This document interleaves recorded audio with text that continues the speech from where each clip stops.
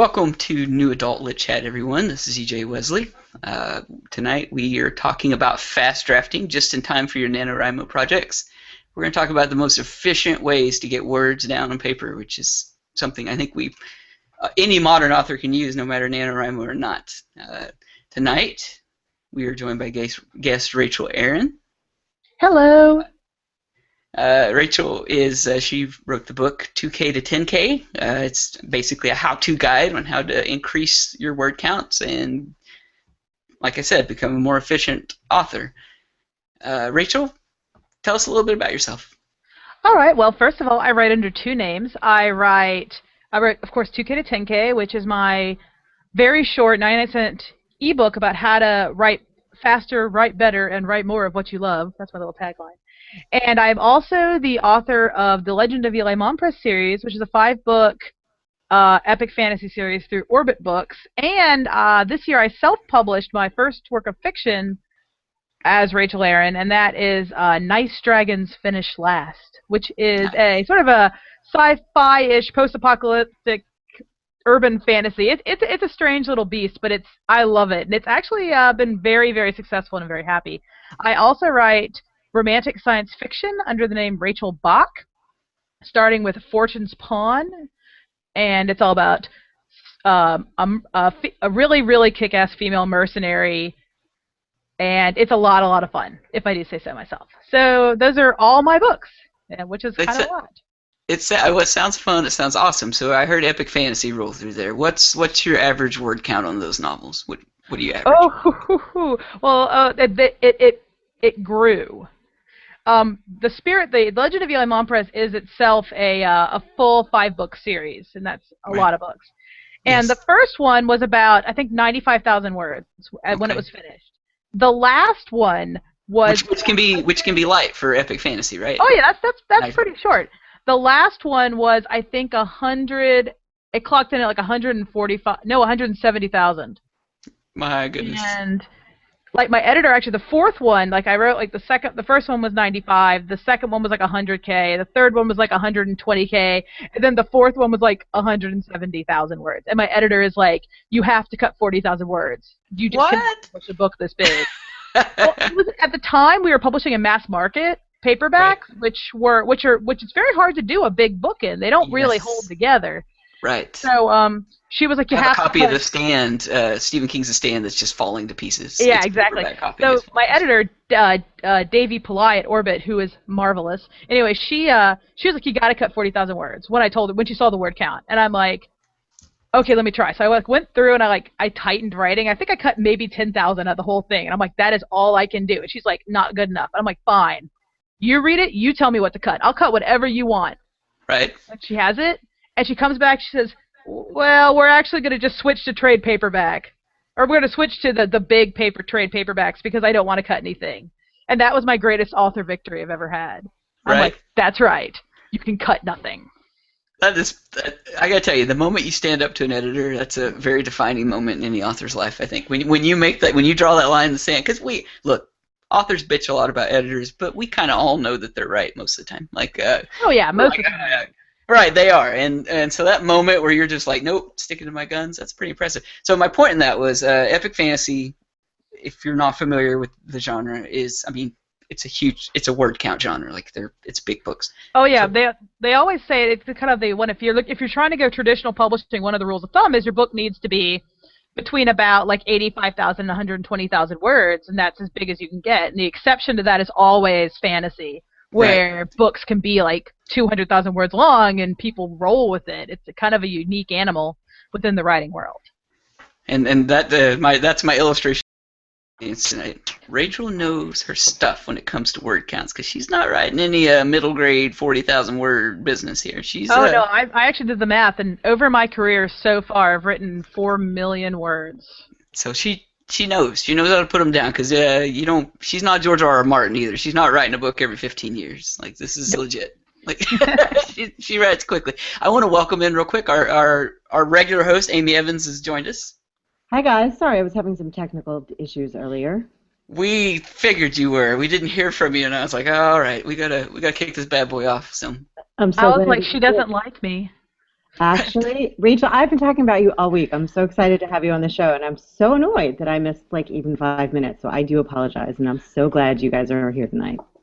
I got I don't know how many emails from Amy this week saying she's gonna be awesome. Like this is gonna be a great chat. So Oh man, now you're setting the bar really high. we are. Please break it out. don't run this for us, Rachel. Don't run for this.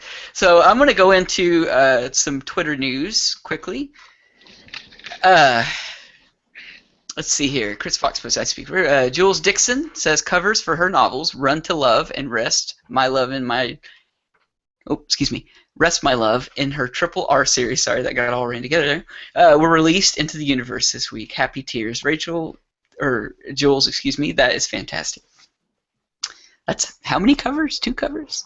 2 covers. I've never done a double cover release. It's always really exciting when your covers first come out because it gives. You can talk about your book, but when people see the cover, it's like it's real, and that's always very, very exciting. Right. We have some nano news, which I think is very pertinent to tonight's discussion. Serena Bowen says, I'm doing nano, but also editing another book too.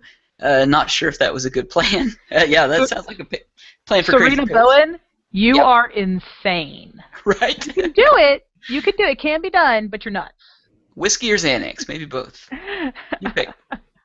Jules Dixon says, and this really impressed me, she's already 17,205 words in on her Nano project, on her 3 novella series. Not bad for almost 6 days, and hoping to reach 20 grand before the end of the night. So, Jules, you're killing it. That's all there is to it. So keep it up, man. I think you wrote more than me so far. Right.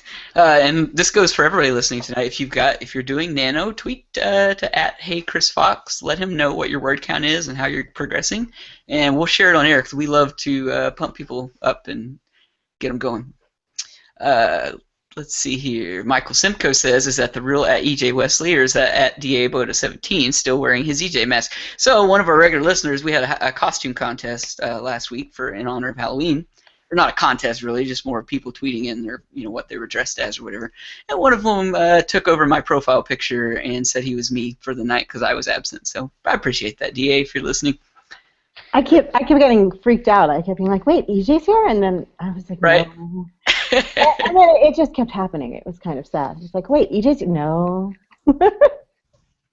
And we love seeing Diaboto, but it's really that picture that catches your eye. So I was fooled over and over again. Not funny. So again, Twitter, if you have news, share it with us. We'll put it into the broadcast periodically through the night. So Rachel, I have to start us out tonight. I had my general thought listening to you, and then I downloaded your book. Like I said, I haven't had a chance to read it yet.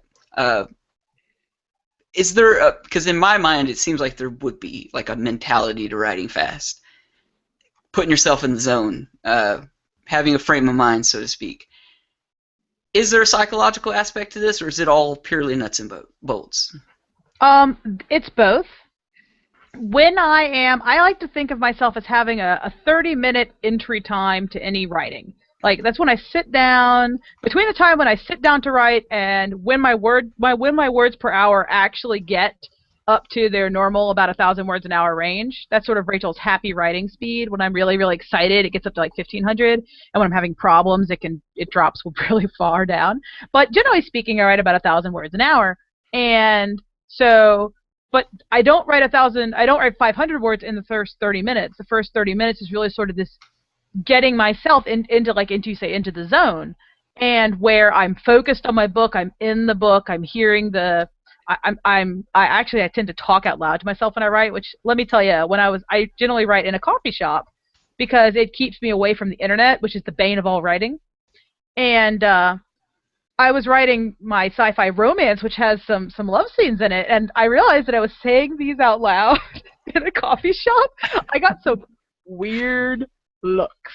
At that point, you kind of just become another homeless person in the coffee shop. You really have. And I also one of my things that I do for 2K to 10K is I write out each scene before I write it, where I just kind of write down what's going to happen in the scene, because the first key to writing fast is knowing what you're going to write before you write it, which is sort of the head slap moment of the century for me.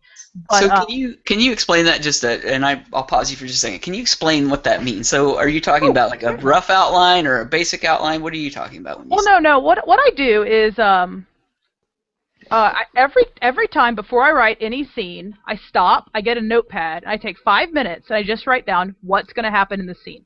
Think of it like you're sketching out a drawing before you start coloring it. You're just sort of So figuring you out where literally arms do and it. legs are. You do it live, so like meaning you're getting ready for the day to write the scene, so you just do it then. You don't like do all this before the whole novel's like started. Oh no, well I plan out all of my novels pretty obsessively because I am a big plotter. But you don't have to be a plotter to do this. You just literally like sit down and say, I'm gonna write this scene today. Hey, what happens? Where are they? What are they thinking about? Like I generally kind of start with like personally, and everyone kind of does it differently, and I'm not saying this is the only way to do it, but personally what I do is I sort of sit down to the scene, and the first thing I write is sort of what led up to this scene, sort of like a in our last episode kind of thing, and I kind of get back in my head where everyone is and what they're thinking about and what they're feeling, and like Julius is upset or something, and then I sort of write out, like if I have a conversation, I'll just have like initials for each character and what they say, just very broadly. And it's really funny because, of course, in my notes, they all talk in like enormous amounts of internet slang because that's kind of how I think of it. Like, which totally fits with epic fantasy. Elves talking in. And then when I write it, of course, in the way it should be, in the character's actual voice. But it's literally like a bunch of actors backstage, like rehashing their lines. And Gandalf said, "LOL." Yeah, LOL. And but so. Lol. So but basically it's really what you're doing is you're writing a sketch. You're figuring out what is happening in the scene, and what this does mechanically for you is that it lets you figure out if the scene is going to work before you actually write it. Like, you know, you get in a scene and about halfway through sometimes you're like, this is not working, and you have to go back and delete like 5 paragraphs or maybe 1,000 words. Well, writing it out before you start, you don't do that anymore. It saves you from that problem because you've already encountered the problem when you're planning. And even if you decide to change the plan in the middle of the scene, just having done the thinking to do the planning makes it so much faster. And this is like if you do nothing else from the book, if you want to double your word count and you want to do the absolute least amount of work possible, just do this 5 minutes before you start any scene. Just say, in this scene, this will happen. Here's what the setting looks like. You know, I mean, real fast. Right, and to me that's brilliant. And if I'm just listening to it, like I would call that organic outlining is what I would call it, like sort of outlining that occurs as the story unfolds, because you're kind of basically just outlining based upon what you've done before, and yada yada. Yeah, and also I generally also have an outline that I also use, but it's much less detailed. It's like 2 sentences of what happens in a scene, and my sketches tend to be about 1 full page of notebook paper. And I have had people who've read the book and have written to me and have said, "Oh my God, the outlining is taking me forever." And I'm like, "Well, you're not to be blunt, but you're doing it wrong. You're not writing. This is not writing. This is." Right. You're making notes for yourself is really what it is. So you shouldn't be like in there writing page after page after page. The idea is to be quick, to make notes to yourself, and just get your thoughts organized so that when you're actually in the text, you're ready to go. Nothing is holding you back. You don't have to do any research. You don't have to go look anything up. You've got it all there, and you can just let the story take off with you. It kind of reminds me. Oh, go ahead. I was just going to say, it reminds me of, a lot of people do the writing, they do like a writing exercise to get the juices flowing, so like they'll pick, just some random writing prompt or something and write about it. What I love about your way is that you're actually doing something similar to that, but with your own story. Like you're using your own story to kind of give you the writing prompt, which is awesome. Amy, what were you going to say? No, I love that too, but what I really like is that it's a neat little brain trick, because if I'm stuck, I'll often like switch off and go to the paper and try to find another way for my brain and my hands and the story to interact. And this kind of puts it in your flow. So for somebody like me who's a little bit ADD, it really helps because it gives me that break. Like I know that I'm going to be able to shift organically. I was trying it after Rachel and I talked the other day, and it's just such a great method. It really does make the text easier. And then it also was helpful for me to be able to go back to the notes, because I was like, oh, that's right, I did add that. Oh, yeah, I do that all the time. Wait, what was going to happen next? Yeah. Well, also, what I've found is really, really awesome about doing this method is that when you start sketching out your scene and suddenly you realize you don't know what happens, it's not a crisis. You can just stop and figure it out. Like, sometimes when you're in a book and you realize you don't know what happens and you sit there and you rewrite the same paragraph, like, for 4 hours. I've done that. It is horrible. It is the worst feeling in the world. And kind of one of the big goals of 2K10K is to never have that feeling ever again. And I haven't completely eliminated it, but mostly. So you talked about doing a coffee shop. Like, you like to write in a coffee shop to eliminate the internet, to eliminate the distraction of that. And that's sort of me, like, that's a psychological thing.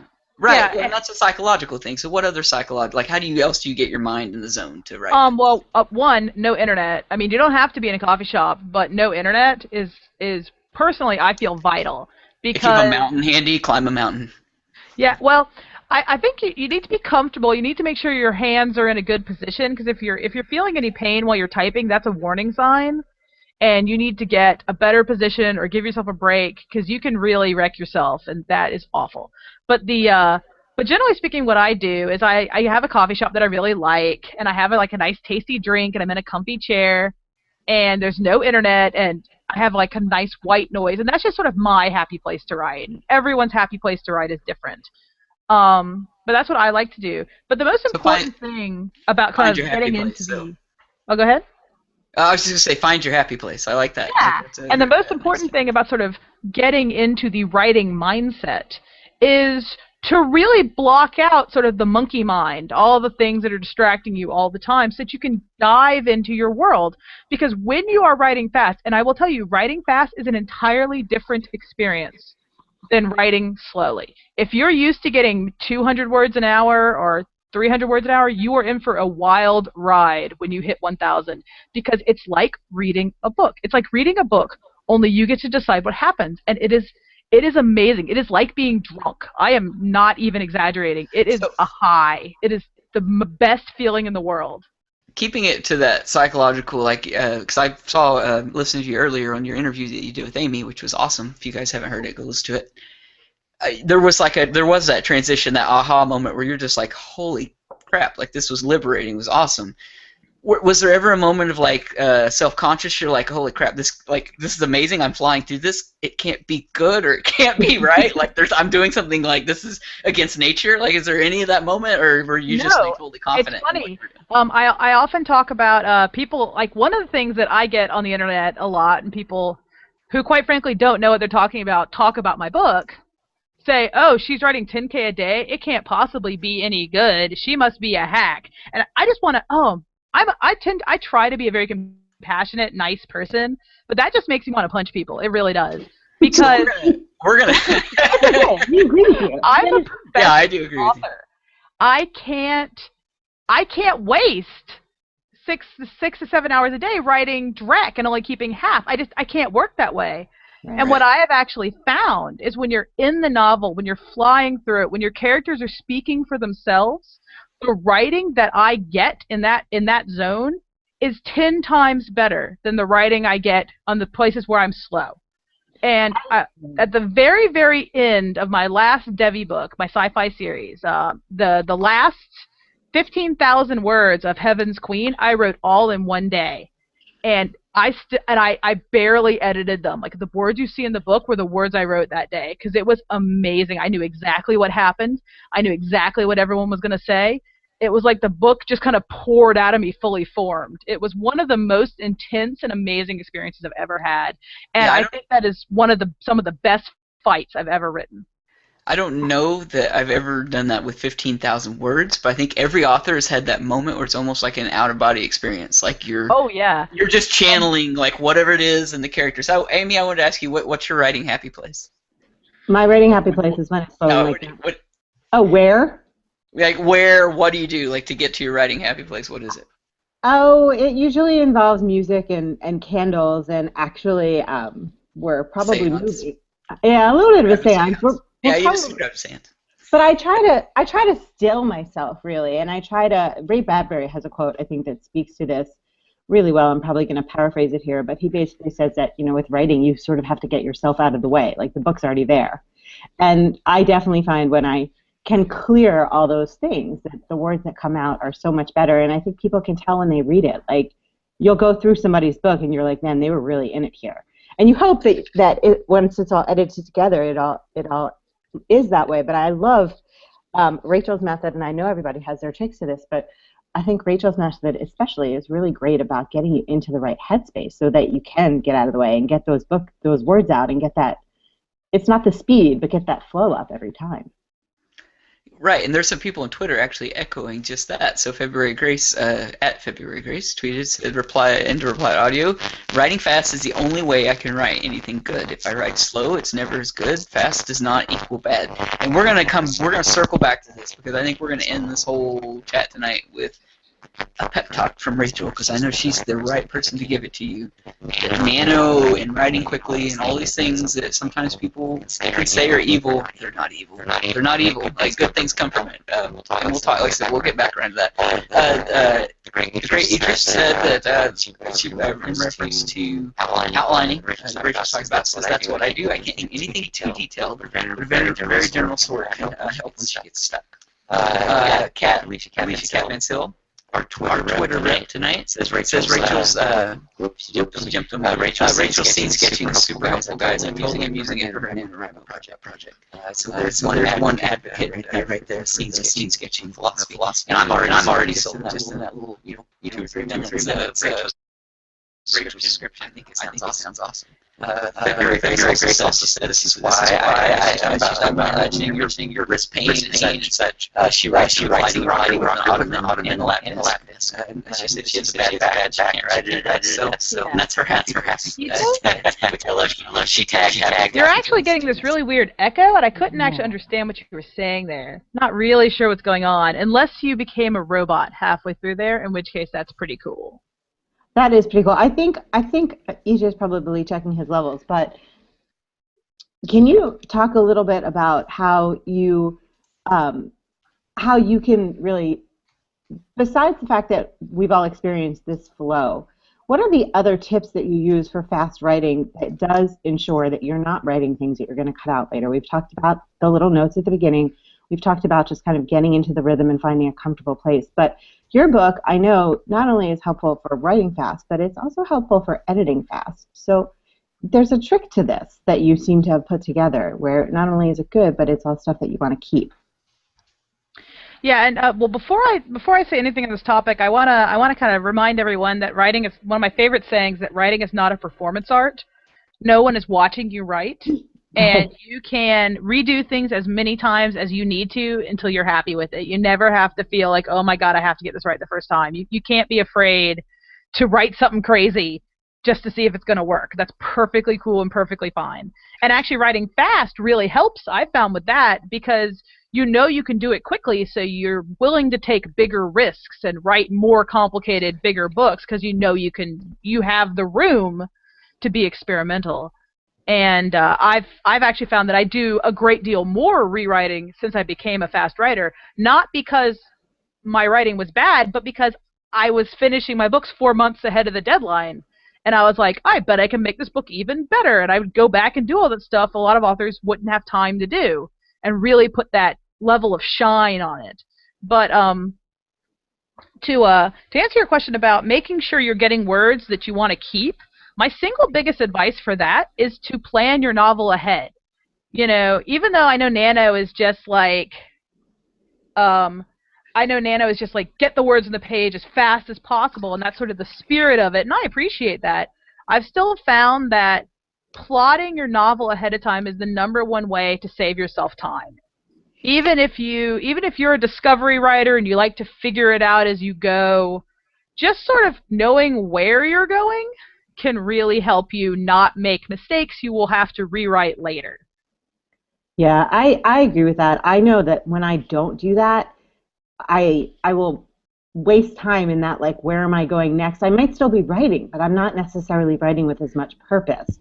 And even if I do veer off of the outline, it kind of always gives me a place to come back. And I know that I've had this conversation with people. Sometimes people don't really like the idea of outlining. But even if you make a timeline, which is a little bit different, even it's not necessarily a chapter by chapter, what am I going to write? It's more like, what's the calendar of this stuff? And if you think about it that way, if you are a pantser, it still gives you a path to follow without you having to circle back or spend a lot of time getting someplace that you might never needed to have gone. And we've had that discussion. Can you guys hear me, by the way? Am I coming Oh Yeah, yeah, in? Okay, much cool. got better. rid of the All robot. right. Nice. Oh Yeah, man, I I don't know. couldn't. I have this new USB mic that kind of phases in and out sometimes, and I just have to switch inputs and switch it back, and it tends to work. But no, we've had that discussion many times here because I mean there are some people that are very passionate about being pantsers and very passionate about being plotters, and but there is a happy medium. Like there is a in between all that, like where you don't have to fully commit to being one or the other, and you can be very very productive doing that. Oh yeah, and I've had novels. Like, one of my favorite sayings, I believe this is actually General MacArthur, who said, "Plans are worthless, but planning is invaluable." Even if Right. you decide, yeah, even if you Well, decide never to use what you've planned, simply the act rather of thinking through the book like you're to plan it will make you more familiar and better. You'll have already made mistakes. You'll already know kind of where the pitfalls are, and you'll have a better feel for the project as a whole. Like even if you are a hardcore dedicated pantser and you're like Rachel, the idea of outlines just sends my muse running for the hills. I'll never be able to do this. My suggestion to you is, even if you just like tell the story to your dog, like say, "Hey, Fluffykins, this is gonna happen, and this is gonna happen." That will make the book easier on you. You If will you name have your an dog easier Fluffykins, I'm time. gonna slap you. Like oh my that's you God. come to me. You come to me. But that's why your scene prep, I think, is so critical, because if that really becomes your habit the way that it has for you over the course of many books, you don't have to spend a lot of time on an outline. You can get that out like quickly with a lot of one-liners, knowing that you're going to expand on the details separately, so you will have room to plan each little part as well. Well, I don't actually. I don't actually know if that's necessarily true. At least not in my experience. Because one of the things I've actually found is that outlines will vary. The time I spend on an outline or in plotting or any of that sort of stuff, world building, whatever, will vary enormously between books. Like I have books where I outlined the whole thing in a day because I knew exactly where it was going to go. And then I've had books where I go through like 7 outlines before I have one that I'm happy with. And it really depends, I think, on the level of complexity and the or do I know where I am going? Because another of my favorite sayings is that nobody ever had all their best ideas in a single day. Like the day you're outlining is not the day you're going to have every great idea you'll ever have for this novel. You'll have ideas through the novel.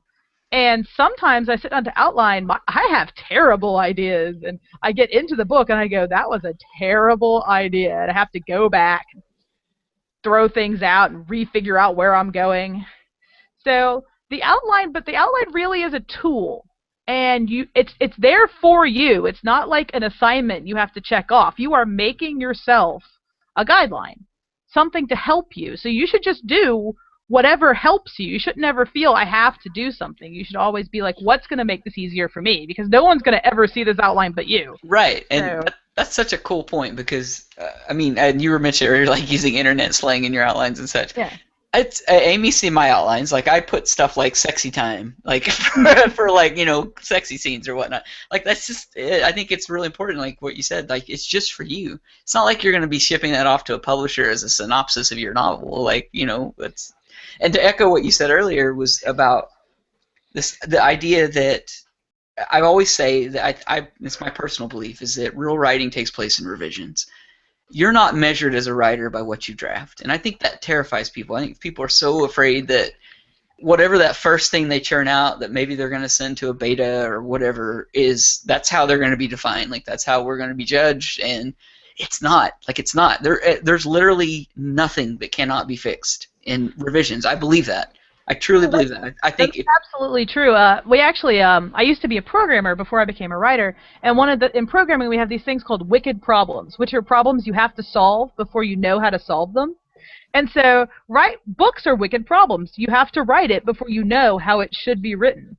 And so I generally joke that I write the book to teach myself how to write the book, and then I write the book for real in the revisions and the edits, which is not to say I rewrite the whole thing, but I move stuff around and I change the emphasis. The emphasis of scenes is very important when information is brought to the foreground, that sort of thing. I remove all the 2 by foreshadowing.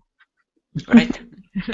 I had the best and the harshest and like the most, I think the best like life lesson advice that I ever had was from a writing teacher in college who was just like, your first draft is probably going to be better than what like 90% of the people out there could do after all the revisions, but they're not the 90% of the people that matter. Like, you have to get up to that 100% because you can, and you can't count on, your first draft to get you by, because that's what real writers do. Real writers have the ability to revise. They have the ability to make it stronger and better, and it kind of doesn't matter how good your first draft was, because you owe it to whatever you're writing to keep improving it and to keep tweaking it. It sounds silly now, but that was a really kind of hard lesson to learn, because I was kind of used to, at the time, like skating through, and I think we've all been in school where we're like, yeah, I can write this essay in 15 minutes and get an A on it, and that's lucky, and it's pretty good. And it was true. Like, he was still giving me a good grade, but he called me out on it, and I really respected him, and it totally stuck with me, and I'm grateful. That, like, the hard lessons are always the good ones. Oh yeah, best critique partner I ever had was brutal. I mean, just brutal. Like, he took an axe to my knees and basically said, I know what you're trying to do. That was what was brilliant, because I knew he was in my best interest. It wasn't like he was trying to be mean. He's like, I understand what you're trying to pull off. You're not doing it. Like, it's not funny. Oh yeah, well, not your voice, not all those things.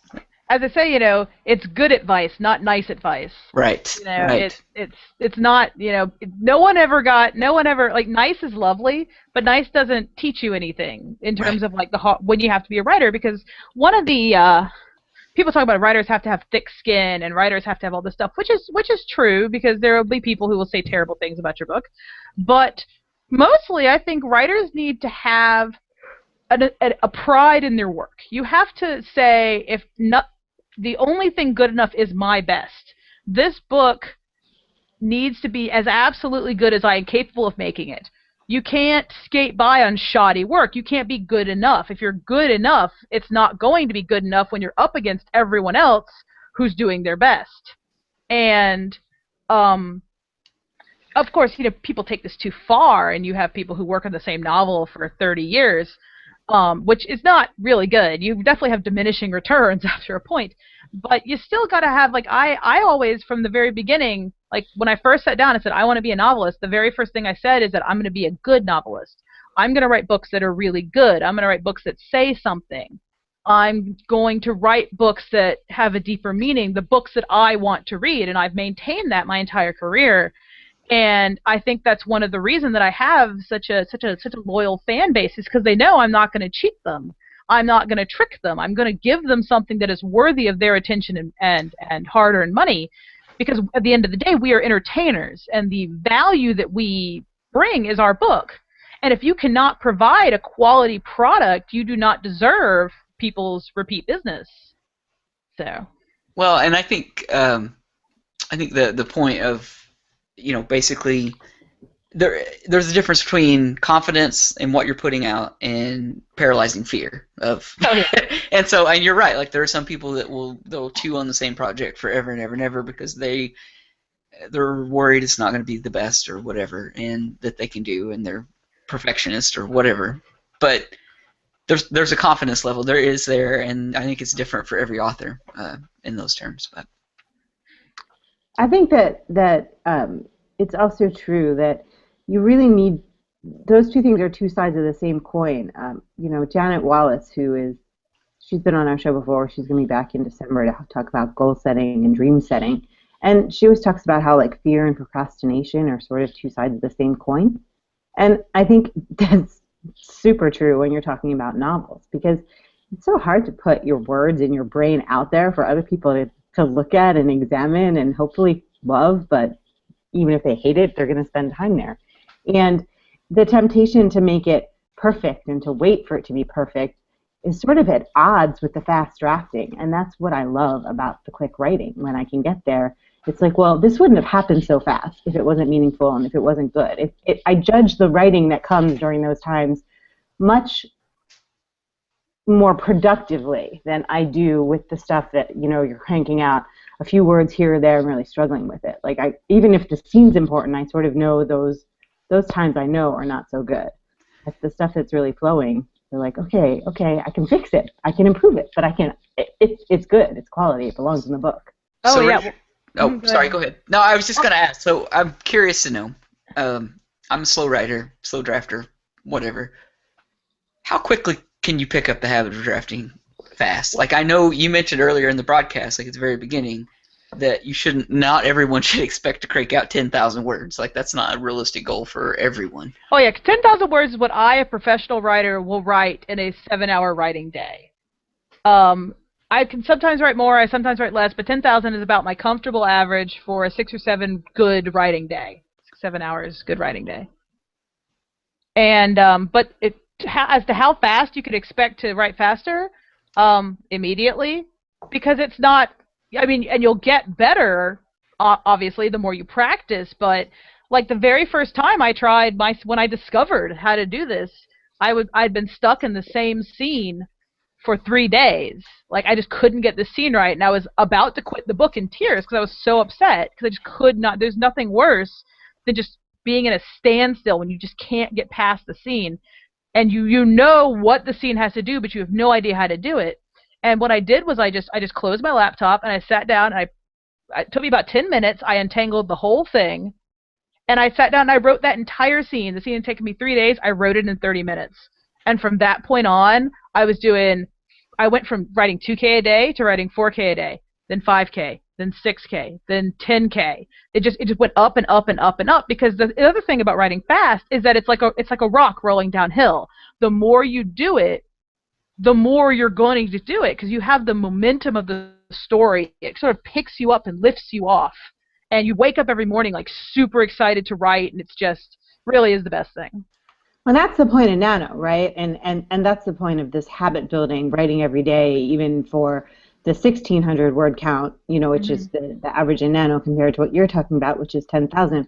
It's so much easier to keep moving forward when you're in it and you have that momentum going. And that sounds like what the most important thing you learned was about, learning to write fast. And that's where the habits that you work with in Nano come. Even if you're not doing 10,000 words, you're still getting the same benefit even with a lower word count. It's that repetitiveness and the constant, work.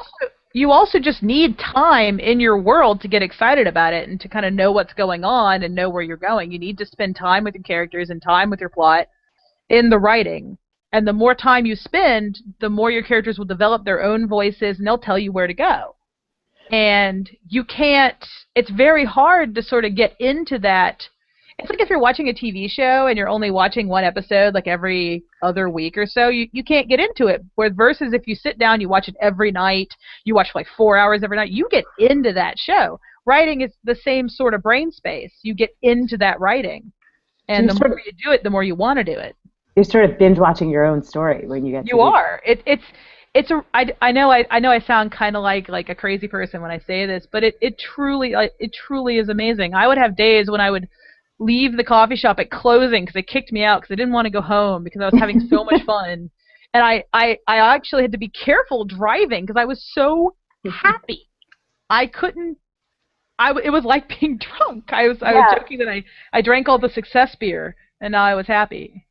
I always joke that if I have a good day writing, I'll go pick up my kids from school and people must think I'm like high, and I'm looking at them and they're trying to talk to me about PTA stuff, and I'm like, you're not a dolphin. Like, what are you doing? Why are you talking to me right now? I'm still so in the story in that amazing way, and there's no better feeling. I mean, that's why we do this. It's just that sometimes it takes practice to get there every day. I think that perspective comes from, and we all struggle, right? Like, I mean, and that's what I wanted to talk about next is, so we all struggle. Like, that's no lie. Like, you have good days, you have bad days. You have days when the kids are sick and, shit just runs off the rails, and that's just how it is. So, Rachel, when you do have setback days or you don't get your word counts in, so we talked about the euphoric high of when you do have one of those kick-ass days, but what do you do to get back? Like, how do you kind of get your mind back in the game? And is it just that practice that you're like, tomorrow I'm going to get up, I'm going to do it again no matter what? Or how do you do it? It's a balance. Writing is definitely an art of the highest highs and the lowest lows. Nothing is better than when the writing is going great, and nothing is worse than when the writing is not going great. Like, so true. I have had days where I've laid face down on my floor and like, I don't want to talk to anyone. I'm just going to stay here for an hour. Yeah. The world can die. I don't care. It's very melodramatic sort of thing. But there are definitely I've written at this point gosh, 9 published novels and 13 novels total, because I have a bunch of novels that haven't gone anywhere, that have been trunked or whatever. And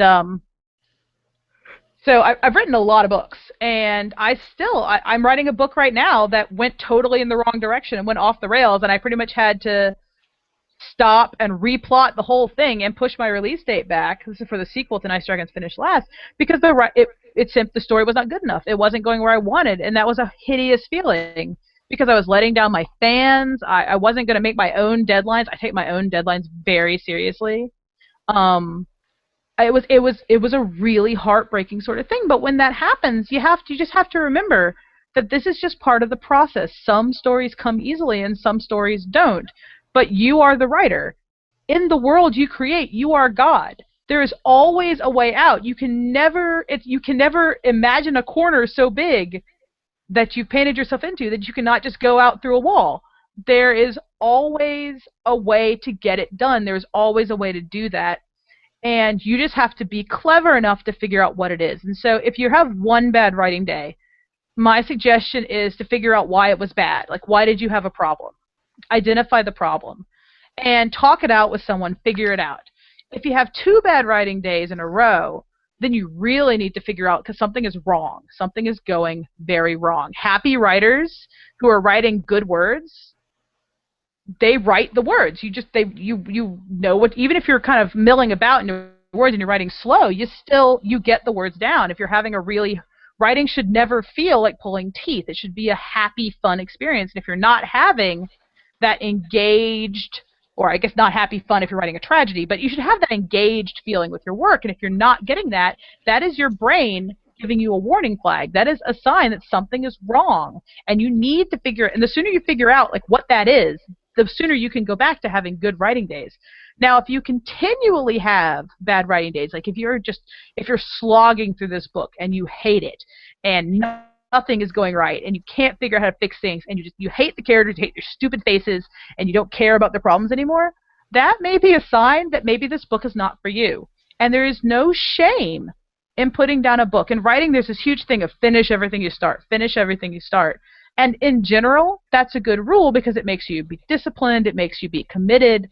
But there's also a point where you're just punishing yourself, and so not every idea is capable of being a book. Not every great idea is actually a great idea. And sometimes you just need to put it down, walk away, and go write something that will make you happy. Go write whatever idea that was tickling your fancy. Right. And figure out a way to be happy with your writing again. And that's a great segue also to next week's show, because we're going to talk about, we talked about fast drafting. We're going to talk about sort of jumping around in your novel. And I think that's one key trick that I learned, or that people taught me, is because it can happen with a scene. Like just one scene can derail you. Like it can totally crush you because you just can't figure it out or whatever. There's not really much fault in jumping to a scene that does motivate you, because most of us have those. Most of us have this, like this epic scene, epic fight scene, whatever it is, love scene that you want to write. Like it's the reason you started writing the damn book in the first place, like that scene. And that's a trick to getting around some of that sometimes, is just jumping to that scene. I agree with you. Sometimes it's just a whole project. It's just not working, and you need to step back, take some break. It doesn't mean you need to trash it, but yeah, you can always come back. Never right, delete. Exactly. And the big thing that Rachel and I was listening to you talk right then that just kind of hammered me was this idea of taking yourself seriously. You're talking about writing 7 hours a day, doing all these things. That's a writer that you take yourself seriously. You've given yourself permission to say, you know what, I'm an author, I'm a writer, this is what I do. People think it's crazy. They think I'm nuts, going home on this euphoric high or whatever. Yeah. Like, no one will give you more shit than when you tell them you're a writer. They go, oh, you're a writer. Right. Oh, I wish I could do that. Like I wish I could do that with my time. I hear that all the time. Oh, I'd love to quit my job and do that. I'm like, hey, I have a great idea. Let's write a book together. Right. Never. Oh my God. I just want to be like, fine, why don't you write the book and I'll put my name on it and we'll split the money 50-50. Hey. But it is fine to take yourself seriously. And I think that's a huge hurdle to leap over for all of us. And I have to leap over it constantly. Like it's not like one big hurdle that I'm past that now. I can take myself seriously. Like I go through spurts and phases. I don't know about anybody else, but We had some Yeah. interesting things from Twitter come through. Season Binding, I wanted to share this. It was some late good news coming through, but Season was one of our guests a couple weeks back. She said she just learned her next 2 novels will also be available in audiobook from Audible, which I think is awesome. I'm all in favor of audiobooks. I have a mother that's seeing impaired, and I'm struggling. I need to get my books on audio so she can make it easier on her. But Michael Simcoe says, ooh, somebody's took an axe to EJ's knees. No wonder he had no feet when I saw him. I think it's a short joke, Michael. Michael met me in person. He's like 6'4.5", something. I'm 5'6", like, so you probably thought I had no feet, no shins, no knees. That's fine, Michael. I'll remember you. Catgirl Studio says for her current nano project, she said she made up a full calendar, mythos, deities. She also has timelines, character birthdays, height chart. Now the height thing again. Height charts, the whole Height schmear. charts are important. You got to know who's looking down on who. Says the epic fantasy author. You guys, you map out. Kat also writes fantasy, not epic fantasy, but she's a fantasy author, and yeah, you got to have your shit together. Like you can't just like wing a fantasy story. Like you gotta, because readers expect that. Like they expect to be grounded in layers in the world. So. Well, if you're writing a secondary world, there's definitely a lot more burden on you to really tell people what this word is like. You're not in Ohio, you know. Right. You're in Lithuania, you know. Ohio is a fantasy world. Come on. You could just visit Canada. Nobody goes to Canada. Rachel, I'm going to put you on the spot for the last minute because one of the things that I was so curious about when I spoke to Rachel was how do you keep this organized? Like I'm one of those people, I have 800 notebooks, all with like one great idea in them for 3 pages, and then I taper off. And I was really concerned, like the charting was such a big part of the motivation that kept Rachel going when she devised this method and really got cranking on it. And she had a really good tip for how to keep track of your word count. So tell everybody what I learned about how to do that, because it actually has made a really big difference for me, and it's only been like, what, 3 days? Yeah, well, in my 2K to 10K writing book, one of the things I advocate is to make a chart.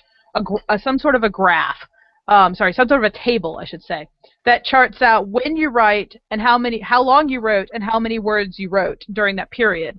And the point of this chart is to figure out scientifically when you have your most productive time of day, because everyone's got a kind of time of day that makes them they feel very creative in, and that's really good. And we think we know this, but what I found, like I would have bet money I was better in the morning, and then it turned out I actually wrote way more in the afternoon. I never would have thought that if I hadn't like stopped and taken a look.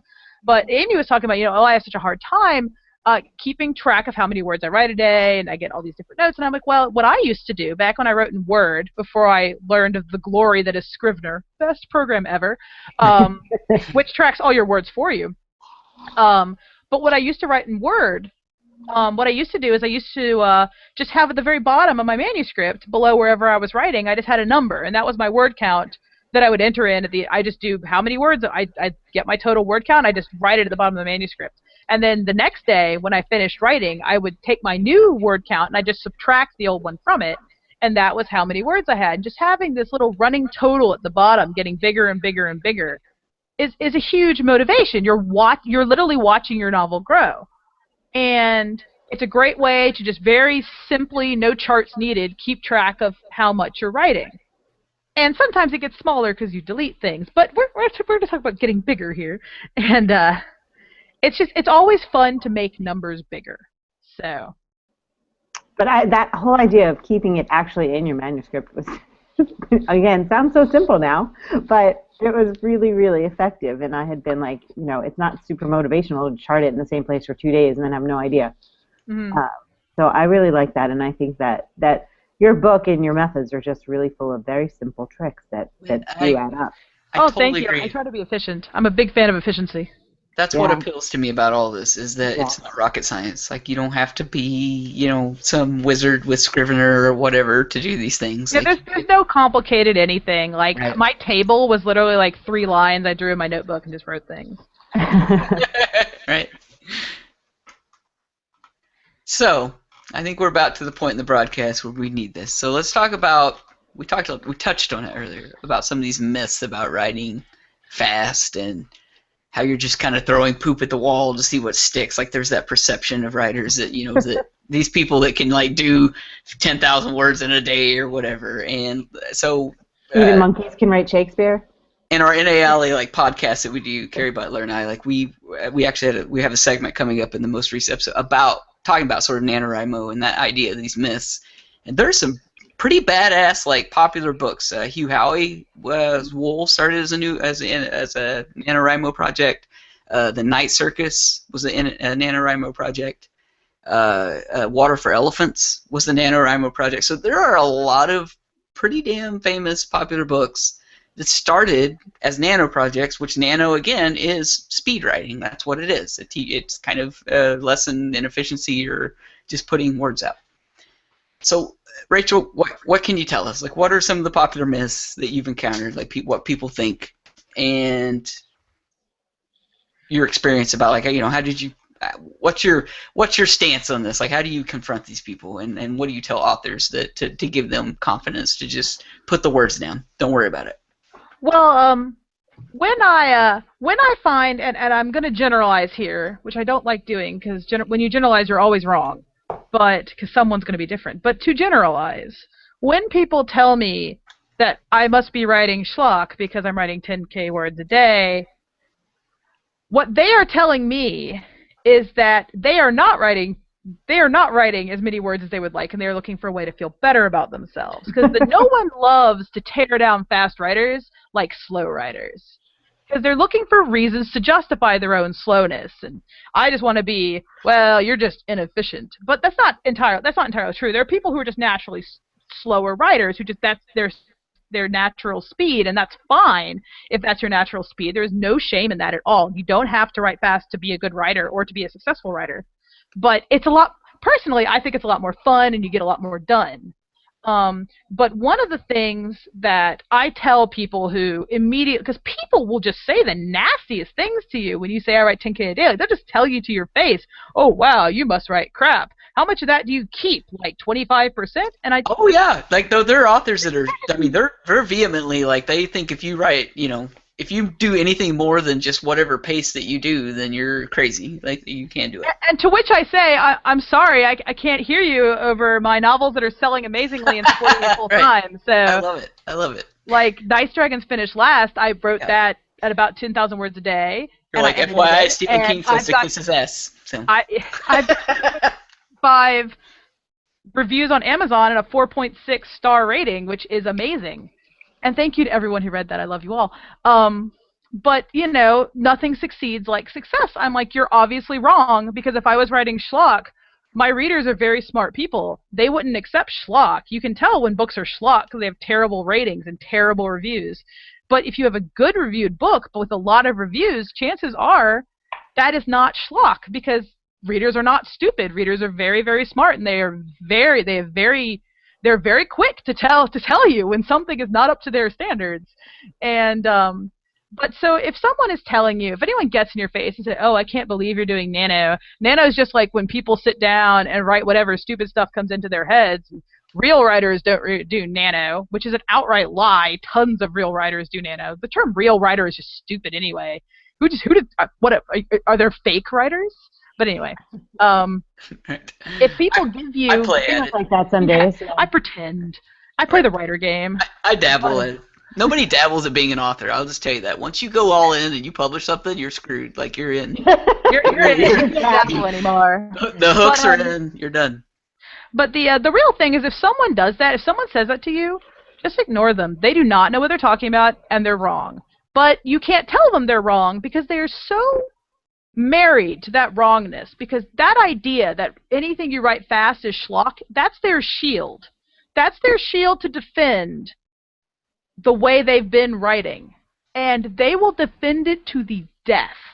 You cannot reason with these people. You cannot talk sense into them. They will bite at your heels to the end of time. So all you can do is just shut them out. And remember that it's your book. You're going to write it the way you're going to write it, and no one else can write this book but you. Every writer writes differently. Everyone climbs the mountain in their own way. And there is no right way to write or wrong way to write. If you have a way and it's working for you, that is your way, and that is fine. And if you have a way to write and it's not doing what you want it to do, then that's the time to start trying other people's tricks to see if you can get to where you want to be. Because the most important thing about your writing is that you are happy with it and you are getting to where you want to go, whether that is with a traditional publisher or self-pubbed or writing serials or writing erotic shorts or writing kids stories. Wherever you want to go, the only goal you need to have is that to have writing that gets you there, because everyone's got different goals, and other people's goals, that's their business. That's their problem. Unless your writing is you your want business. erotic shorts in the same books as the kids' stories. Right, exactly. We have to talk. I want to see that Everything else is fair mashup. game. I want to read that mashup. No. Yeah, right. No, I don't want to read that. Those are things that lead to prison sentences. So I think that, and that actually kind of just sums up my mentality. No more will I say writers need to have thick skins, blah blah blah. Just you have a right to take yourself seriously. Like, you just do. You really do. And let me tell you, no one will believe in your writing like you do. You have to be your own champion, and you have to stand up for your ideas because you came up with them and you worked really hard. And hopefully you thought them all through very well in all your editing and your writing. And so when you finish that book, when you say, I am ready to show this book to other people, because keep in mind, you never have to say anything until you're ready to show it. You can hide your book. You don't have to do you don't have to be out there. You could just quietly write your book, and that's perfectly okay. But once you get ready to show people that book, you have to believe in it, and you have to be able to defend your own work. Obviously, not to reviewers. You never want to email a reviewer or chase them like that psycho lady in The Guardian. But you need to be able to understand that this book was the best book you could do, and you need to be proud of your work. And if you're not proud of your work, then don't publish it. Don't put it out. Wait until you really believe in it. Right. Well, Rachel, I think that about wraps up our time for the evening. We really, truly, truly, greatly appreciate you tonight. I think that was super motivational. Oh, I hope so. I love NaNoWriMo. I used to dislike it a lot, but that was when I was a curmudgeon and a snob. I have since learned to not be that way, and I really love it. The energy is amazing. I just think anything that gets people writing every day and helps them to build community and helps them to, sort of have that power in numbers while you're doing something that's usually so solitary is a beautiful thing. It really is. And also, there are so many people who've always dreamed of writing a book and who just, for various reasons, whether they were afraid or life was very busy, just never took that step. And a lot of people use Nano as the excuse to do the thing they've always wanted to do. And even if nothing ever comes out of it except for 50K words that was never finished, that's still amazing, because at the end of the day, writing is an art. And the more creativity and art that we have in the world, the better the world is. And that's pretty much the best thing we could end on. Right, exactly. So next week we will continue our Nano theme, and tonight's been super positive. We're talking about plowing ahead and getting your words down. So next week we're going to kind of take a step back and say, what happens when you do get stuck? What are some tips for writing non-linearly, writing out of order, maybe starting in the middle and working your way around? Maybe and other tips and tricks for kind of thinking outside the box when you're doing your projects if you do get stuck or whatnot. So yeah. I also just wanted to say before we go, I am, as part of my sort of pay it forward thing that I like to do every November because I love being part of Nano, I am actually on the NaNoWriMo fantasy forums. I have a thread there called Rachel Aaron Answers Your Questions. That's so cool. I saw your blog post about that today. In fact, I tried to share it, but with my technical difficulties, it didn't happen. So but if you just go to if you go to nanowrimo.org and you go over to the forums and you go to the fantasy forum, I'm in there, and you can ask me any question you have about writing or publishing, and I will answer you in great length, because this is seriously one of my favorite things to do, and I love it so much. People ask the best questions. So that is fantastic. I'm seriously AMA there. Seriously impressed by that. I love that. I love too that you take out a month of the year to focus on that and giving back a little bit. Well, it's so important, because writing is one of those things where you're constantly reaching back to help people behind you. Reaching back to help people who are not as far ahead as you are. I wouldn't be where I am now if other writers hadn't answered my questions. Because again, it feels very solitary to be a writer. You're doing this little thing. You're always alone. But there are so many people out there who've had the same problems and have come up with really clever solutions. And if you just ask, they love to talk shop. I've never met an author who wouldn't talk shop at you until you drop dead. Right. But with people that have actual writing questions, not have you read 50 Shades or whatever. Yeah. Like, you know what I mean? Like, if you have like writers asking you questions, that's amazing. Like, it's such a wonderful thing. It's so fun, and also, the people who are doing nano, they might go on to be the next big thing, and it's always good to help pay it forward to the writing community in the hopes that those people will then turn around and pay it forward to the next generation, because we're constantly paying it forward off the things other writers have given us. So. Absolutely. Well, thank you so much again, Rachel, for joining us. Thank you to everybody on Twitter that listened and tweeted in. I apologize. I turned into Robot Demon voice about when I was reading some tweets earlier, so I apologize. We tried to get your tweets in tonight. We had a lot of technical hoops to jump through tonight. Amy Evans, speaking of, thank you so much for jumping in. Sorry, guys. I'm so glad I made it. I definitely did not want to miss this one. And thank you to Chris Fox. Oh, sorry. I didn't mean to cut you off. No. Thank you, Rachel. Right, thank you, Rachel. Thank you to Chris Fox, who is helping us with all of our stuff, as usual. Thank you to Kat Van Sil, who's in Twitter tonight. And like I said, thank you to all of our listeners. We will be back again next Thursday at 9 p.m. Eastern with some more goodness. So we'll talk to you then. Thank you.